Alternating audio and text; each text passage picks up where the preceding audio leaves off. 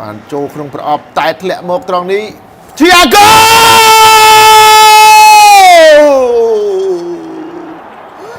Nice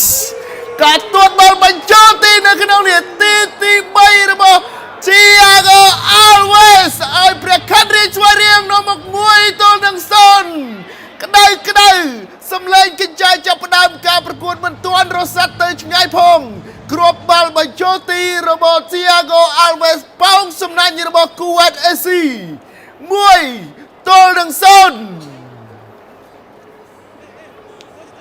ល្អមែនទែនល្អត្រង់ការគប់របស់ Cornelius ហើយតែភ្ងើយទម្លាក់មក Thiago មិនរងចាំយូរទេបាល់ឡងមកគឺប្តីខ្លួនហាស់វ៉ូឡេទៅវិញតែម្ដងគឺដូចហុចដងបាត់បីកាត់ជ្រែកយកមុខ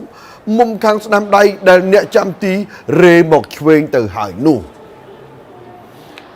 មើលការព្យាយាមបាទតែបញ្ជៀសបាល់ដែរពីខ្សែការពារលេខ35 Asenzola Kiaku តែ Thiago បានបើកឆាកឲ្យក្រុមព្រះខ័នរាជស្វារៀងនៅ4នាទីដំបូងបាទ